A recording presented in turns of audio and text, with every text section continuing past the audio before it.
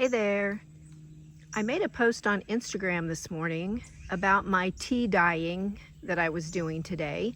And so I thought I would get on and show you the results of all my fun this morning. So I bought some peppermint tea, which I thought would be good for my stomach. And it was just nasty. It really did taste like licking the back of a stamp. So not going to be able to drink that. So I decided rather than throw it away, I would use it and do some tea dyeing. Some papers and things to use in collage and junk journals and all that. So this was my peppermint tea. You can see it's just brown, kind of normal tea color. Then I also found in the cabinet some stuff that we had for a really, really long time. And this was this fruit tea, and I had some of the peach and I think the wild berry was what I had left, like just a couple of tea bags of each. So I put those in together and they gave me this, which is a really deep, kind of a burgundy. I don't know if the color is really good on this video. So that was fun. It was a more red color. And then I had some of this cranberry pomegranate, and it gave me the most beautiful magenta color, and it made some really pretty papers. So I'll show you what I came up with from all of those things. I used just some notebook paper, and I just made some circles and splatters and that kind of thing. This was just the peppermint tea. This was a mixture. So the peppermint just gave me these nice vintage looking. I wrinkled them, wadded them all up first because I wanted them to look really aged. And then, I don't know if you can see, but I laid them on my table and it kind of picked up the diamond design off the metal patio table, which was kind of a fun surprise. And these blue ones, surprisingly, came from that cranberry pomegranate that was that beautiful magenta color. But it gave me blue. So you really do get some surprises when you're dyeing. You never really know what you're going to get. Then I had some tissue paper, and so I wanted to try that. And it laid on my table, so it picked up those fun designs from the table. I did not expect that, but that's really cool. It was really delicate. I only did a couple of those. I wish I'd done more. Then I went in the house and I raided the medicine cabinet. My tissue paper's blowing away. I gotta get it back. I raided the medicine cabinet and I found this rolled gauze, which is not the kind that looks like cheesecloth. It's sort of soft, excuse me, and sort of tissuey. I don't really know how to describe it. It's more papery. But that came out with a really neat vintage looking color. So I did some of that. And then I tried that in the pink. I only did a little bit. I really didn't know if I'd use it that much. But there's the pink. That came out of the fruity one, I think. And then I was looking for gauze pads, but I didn't find those. But I found these dressing sponges. And this is what they look like unfolded. They were real soft and kind of papery, kind of like that gauze. And they came like this. They were 4x4s.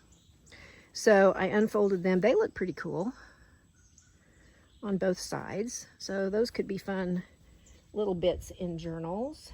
And then maybe my favorite is the drywall tape. It's just paper drywall joint tape. And I use this because it's just paper. It just tears real easy and it absorbs color. So sometimes I keep it on my desk and just add little bits of paper paint when I clean off my brushes and stuff.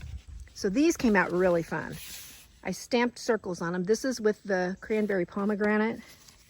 And then these are just the peppermint. So they're just kind of vintagey, distressed, stained looking. That was fun. And here, this one laid on the table and it picked up that diamond design. That was a really fun surprise. And there's another one with the fruity. And this is one that I had added a little bit of watercolor to when I had it on my desk, and I just add some splatters to it. And then this one is just, I soaked the whole thing in there. So it gives me a solid color. So those are super fun. I think I will use those quite a bit because I can tear them and use whatever I want. Use them for whatever I want. And then I did some index cards, just some splatters, circles. Sorry, my dog's barking. These I wrinkled up and soaked in the tea. And this was the cranberry pomegranate. Those turned out really pretty in pink. Hold on. Sorry about the dog. She barks every time somebody goes by. And then one more thing I found in the medicine cabinet was cloth tape, like you tape on a gauze bandage with. And so I just soaked that. It will have to have glue, obviously, since it's been wet, it won't stick anymore. I'll have to glue it wherever I want, but that turned out really cool. There's some of that diamond design on it again. So yeah, those were really fun. And then this long one here, I had it stuck to some parchment paper. This one was in the cranberry. So that turned out a really pretty color. And then I had just a piece of muslin that I found, and I just used it to wipe my hands on as I was working. And so that gave me kind of a fun piece of fabric. I didn't do cheesecloth this time, but I have done cheesecloth before in just regular tea. And so that's really fun. You can do all kinds of fun things with that. Tear it up or lay it over a page or all kinds of fun things in journal and for collage. It gives you some really cool texture. So then the tea bags, when they are dry, I will save them. And this is the tea bag papers. So you can see those are really cool. And you can collage with those. They're real transparent, so they're fun for collage. I just watched a video this morning about a little tea bag mini journal that was just made from tea bag papers that was super cute, which is kind of what got me going on this. So that's all my fun for the day. Oh, and then my other piece of tissue paper, which basically it just has the if you can see the design or the ink, tea, sorry, on there. Yeah, it didn't show up very much, but I think it'll look neat when it's collaged. So that was my fun day of tea dyeing. Drop me a comment if you have any questions. Bye.